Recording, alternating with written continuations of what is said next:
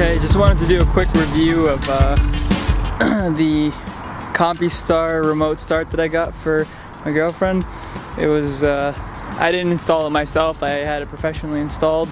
Came out to about $1,000, but if you wanted to just get the wiring and the key fob and everything, it would be about like $500. So anyway, I got that. I got the drone kit, which lets you start the car with your phone.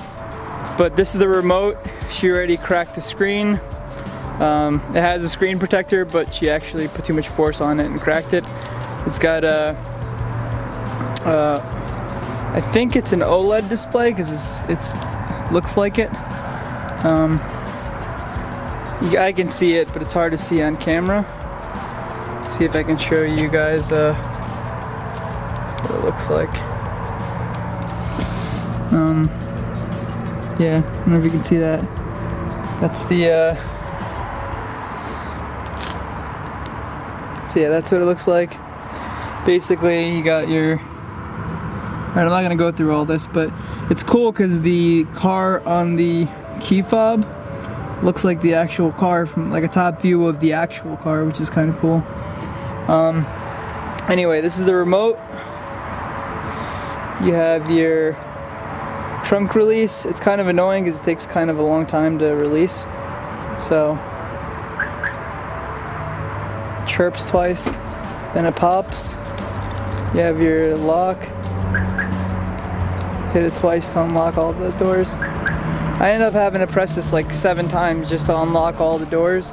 Just also kind of annoying. And it's not like the antenna is hidden or anything.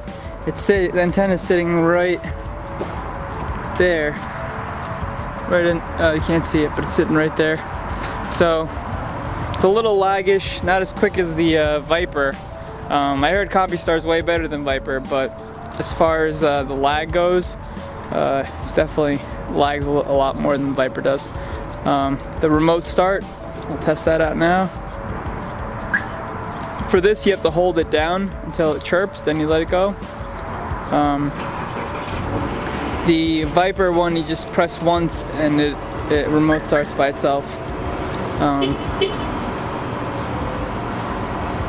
Not sure why it's beeping like that, but I think it's because I popped the trunk.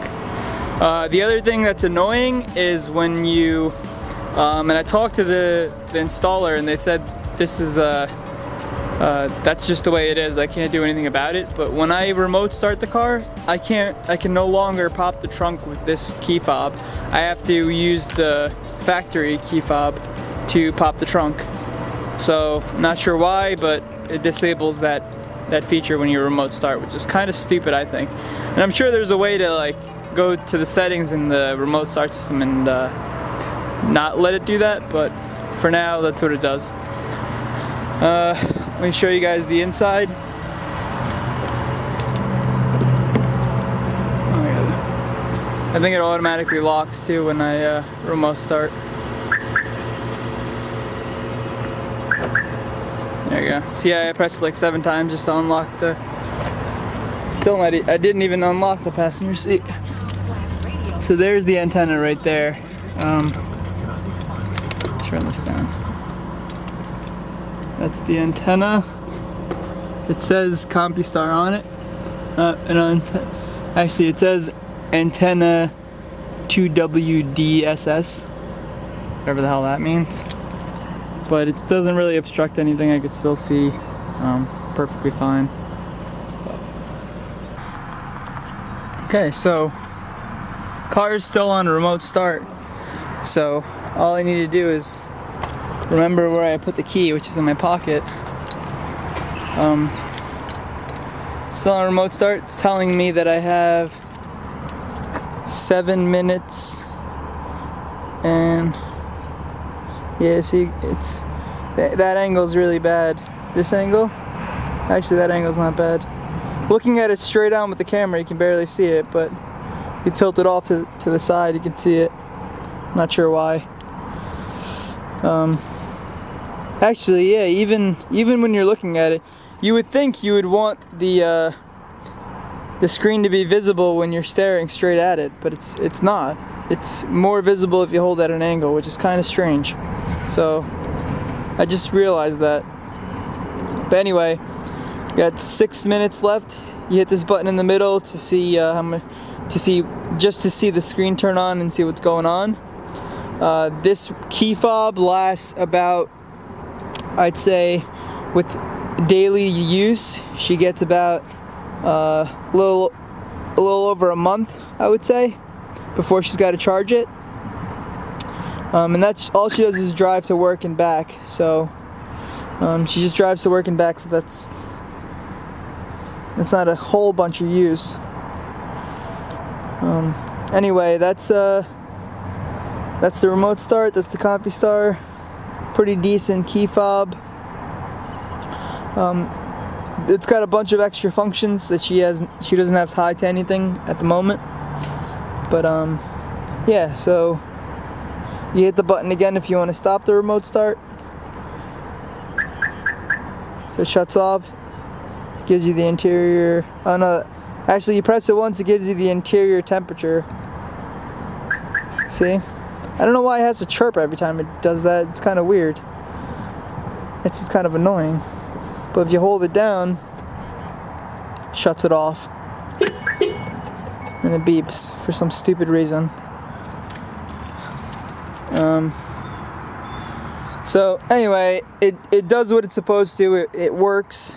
There's no it's never not worked when I've commanded it to. It's just annoying, all the little beeps and chirps and shit that it does when all I wanted to do is turn on and off and whatever. Like, I already disabled the key fob from beeping and chirping, but the car still does it. But anyway, if you wanted to get a new key fob, because I broke this, if I wanted to get a new one, it's like $300 for this thing. So it's definitely not cheap.